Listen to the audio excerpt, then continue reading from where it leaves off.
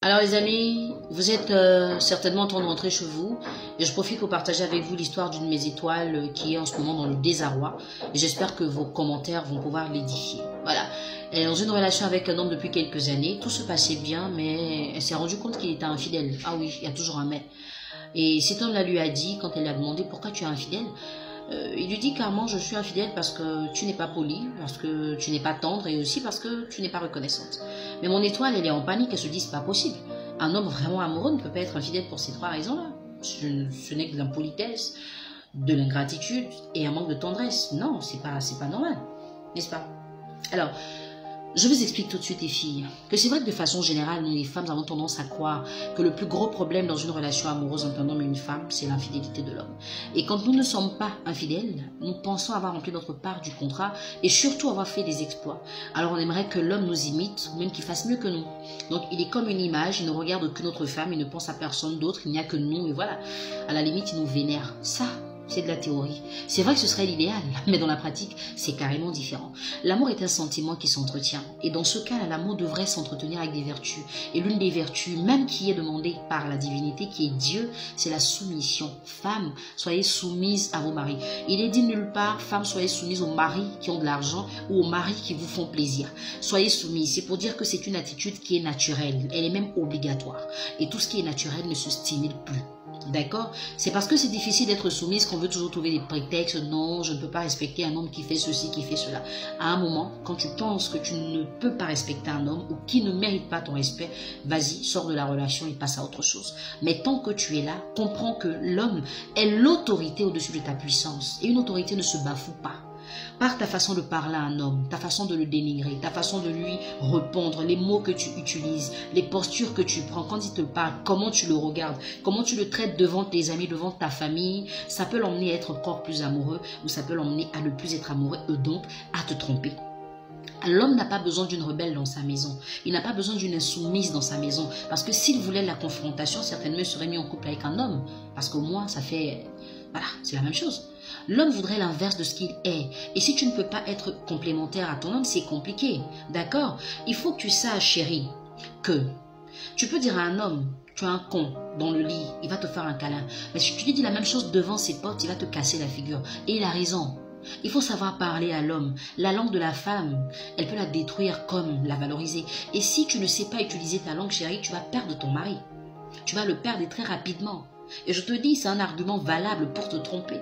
Parce que l'homme qui se sent ridicule, écoutez, on parle toujours de la violence faite aux femmes, mais on parle rarement de la violence faite aux hommes, parce que cette violence, elle est verbale. C'est vrai qu'elle ne laisse pas des traces sur le corps, mais elle laisse des traces sur l'âme et dans le cœur. Et ça, c'est encore plus difficile à soigner.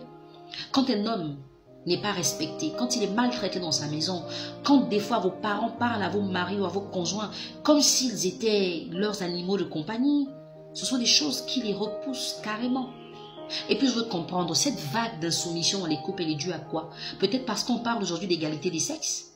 Mais les filles, l'égalité des sexes, ce n'est pas l'impolitesse. C'est la possibilité qui vous est donnée de faire les choses aussi bien que les hommes font pour être épanouis.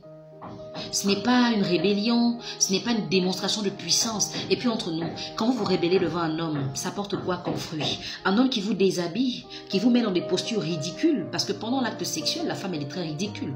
Toutes les positions que vous prenez, c'est l'homme qui vous les intime. Mais en plus, ils n'ont jusqu'à toucher 2-3 parties de votre corps et puis vous devenez comme des moutons entre leurs bras. Et pourquoi quand on a fini tout ça, il faut venir maintenant se rébeller, avoir des allures guindées, être imbu de sa personne, parler à son homme comme si on parlait à un adversaire. Écoutez les filles, les hommes et les femmes sont complémentaires. Tant que vous n'aurez pas compris ça, vous aurez toujours des problèmes dans vos relations. Et puis, la tendresse, c'est quelque chose qui doit être naturel chez la femme. Quand la femme parle à son homme, il doit sentir une différence. Une femme ne peut pas parler à un homme comme un ami parle à son camarade, quoi. Il faut lui dire les choses de façon soft, de façon douce, de façon attirante. Il faut même l'emmener à venir vers toi parce que tu as fait une phrase qui est complète, une phrase qui est réussie. Mais tu ne peux pas être vulgaire, agressive, tu ne peux pas être dure et téméraire et puis vouloir séduire un homme. Non. Et puis, l'égoïsme, à un moment, il faut arrêter. Parce que nous les femmes, nous sommes trop égoïstes. L'homme va tout faire pour nous. La seule chose qu'il ne fera pas, on dira, tu n'as jamais rien fait. Quand vous perdez vos parents dans vos familles, ce sont les hommes qui les enterrent. Mais quand ils perdent leurs parents, ce sont eux-mêmes qui les enterrent. Et même quand vous devez porter le pain de funérailles, c'est eux qui le payent pour vous. Donc comprenez que les hommes font beaucoup de choses. Ce n'est pas parce qu'un homme n'a pas fait ce que tu espères totalement, que ça veut dire qu'il n'a rien fait. Le peu qu'il a fait, il faut le lui reconnaître. Il faut lui dire merci. Déjà, le fait qu'il soit dans ta vie, dis-lui merci. Dis-lui merci d'être l'homme qui te fait vibrer, l'homme qui te donne du sourire, du bonheur. Il faut le lui dire. Parce que très souvent, on ne leur dit rien. Et ils sont là comme ça, un peu comme des moutons. Ils nous suivent. On dit je veux ça, ils donnent, je veux ça, ils donnent, je veux ça. Mais les seules choses qu'ils nous demandent, nous ne sommes pas capables de donner. La soumission. La soumission, c'est difficile. Ma chérie, je ne sais pas ce que tes amis te racontent au quartier. Je ne sais pas ce que les gens te font croire. Je ne sais pas qu'est-ce que tu vois sur Internet ou dans les films. Mais écoute, le Dieu qui t'a créé demande d'être soumise.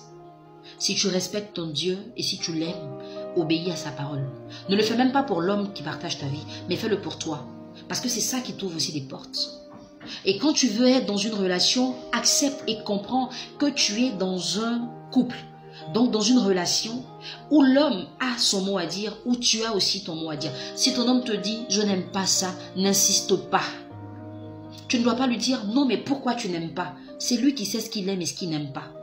Autant tu n'aimerais pas qu'il fasse quelque chose et tu voudrais qu'il respecte. Respecte ce que lui ne veut pas que tu fasses. C'est tellement simple, c'est tellement beau. Et la vie est tellement parfaite comme ça. Des fois on n'a même pas de problème dans le couple. Mais on va les soulever, on les charge, on les dépose et on cherche des gens qui vont nous expliquer qu'est-ce que ça fait.